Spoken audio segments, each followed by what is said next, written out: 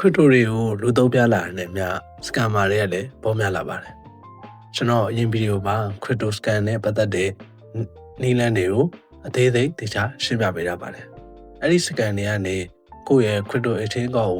ဘယ်လိုမျိုးနည်းလမ်းတွေနဲ့ကာကွယ်ရမလဲဆိုတာကိုတော့ဒီဗီဒီယိုမှာရှင်းပြပေးသွားပါမယ်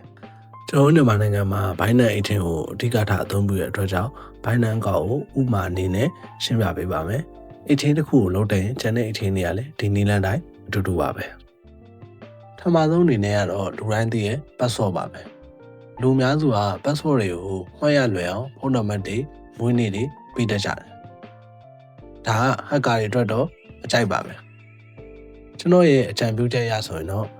password ကိုအနည်းဆုံးစလုံး12လုံးထပ်ပို့ထားပါခဏန်းနေသင်္ကေတတွေအကုန်လုံးကိုရောသုံးပါ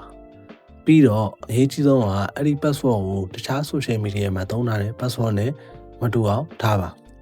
တကယ်လို့ကိုက password ကိုခက်ခဲတဲ့ password ထားပြီး password ကိုမိတက်တယ်ဆိုရင်စာအုပ်မှာခြာရေးပြီးမှတ်ထားလို့ရပါတယ်ဒုတိယတစ်ခုကတော့ 2FA ကိုသုံးတာပါ 2FA ကိုသုံးတဲ့နေရာမှာ SMS ကုတ်ပို့တဲ့စနစ်နဲ့ Google Authenticator app ကိုသုံးပြီးတော့ကုတ်ပို့တဲ့စနစ်ဆိုပြီးတော့နှစ်မျိုးရှိပါတယ်အများစုကဖုန်းထဲကို SMS ပို့တဲ့စနစ်ကိုပဲသုံးကြတယ်ဒါပေမဲ့အခုခေတ်မှာ SIM swap လို့ခေါ်တဲ့ကိုယ့်ရဲ့ SIM ကတ်ကိုသူ့ရဲ့ SIM ကတ်ဖြစ်အောင် Telecom operator တွေကိုစာပို့ပြီးတော့လိမ်လည်တဲ့နည်းလမ်းတွေကတကယ်ကိုကြောက်ဖို့ကောင်းလာပါပြီအဲ့ဒီခါကျရင်ကိုယ့် SIM ကတ်ကိုပို့တဲ့ OTP အကုန်လုံးကိုလိမ်လည်တဲ့သူကလက်ခံရရှိသွားနိုင်ပါတယ်ဒါကြောင့်ပို့ပြီးစိတ်ချရတဲ့ Google Authenticator ကိုပြောင်းသုံးပါဒါဆိုရင်သင်ရဲ့ SIM ကတ်ပျောက်ဆုံးသွားတာပဲဖြစ်ဖြစ်သင်ရဲ့ဖုန်းပျောက်ဆုံးသွားတာပဲဖြစ်ဖြစ် Google Authenticator မှာတော့ဝင်ပြီးတော့ OTP ကိုပြန်တောင်းလို့ရတဲ့အတွက်ပို့ပြီးတော့ safe ဖြစ်ပါတယ်တတိယအချက်အနေနဲ့ကတော့ကိုယ် exchange ကောင်းတဲ့ချိန်မဲ့ email ကိုတည်တံ့ထားပါအဲ့ဒီ email ကိုဘယ် website ဘယ် app ဘယ်နေရာမှာ login မဝင်ထားပါနဲ့အဲ့ email မကြောက်အောင်လို့လဲ recovery email တွေ password တွေကိုတေချာတည်တံ့မှတ်သားထားပါနောက်တစ်ချက်အနေနဲ့ကတော့ကြုံရ device တွေကိုယ့်ရဲ့ဖုန်းမဟုတ်တိုင်းနဲ့မဝင်ပါနဲ့ခါတလေကိုကတကယ်ချင်းမုံကနေခဏဝင်ကြည့်လိုက်တာမျိုးဒါမှမဟုတ်အလောက်ကကွန်ပျူတာမှာလောဝင်မိတာမျိုးတွေရှိတတ်ပါတယ်အဲ့ဒီချိန်မှာကိုကလောလို့ဖို့မိသွားခဲ့ရင်အဲ့ဒီ device ကကိုကောက်တဲ့ကိုအချိန်မီပြန်ဝင်လို့ရပါတယ် Binance App ကနေ device management ကိုသွားပါအဲ့ဒီမှာကိုယ့်ရဲ့လက်ရှိသုံးနေတဲ့ဖုန်းမဟုတ်တဲ့အခြား device တွေရှိနေတယ်ဆိုရင် remove လုပ်ပြီးတော့ချက်ချင်းဖယ်ထုတ်ပြပါနောက်တစ်ချက်ကတော့ Binance App က anti-phishing code ကိုသုံးတာပါ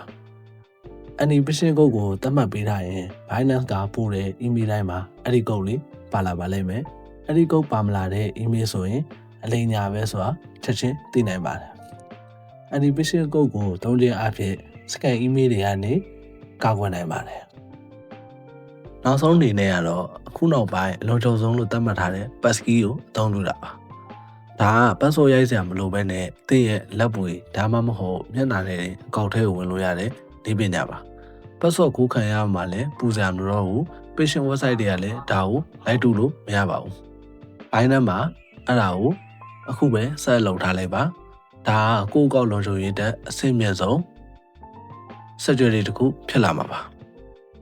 နေကုန်းချုပ်အနေနဲ့ပြောရရင်ကျွန်တော်တို့က crypto နဲ့ဝရှာဖို့တက်ကိုပင်မန်းရှာထားတဲ့ဘွေတွေမဆုံးရှုံးအောင်ကာကွယ်ဖို့ကလည်းအရေးကြီးပါတယ်ကျွန်တော်ပြောပြသွားတဲ့အချက်တွေကို Binance App ထဲမှာပြုလုပ်တဲ့အခါမှာခက်ခဲရှိရင်လည်း comment မှာဝင်ရောက်မေးမြန်းနိုင်ပါတယ်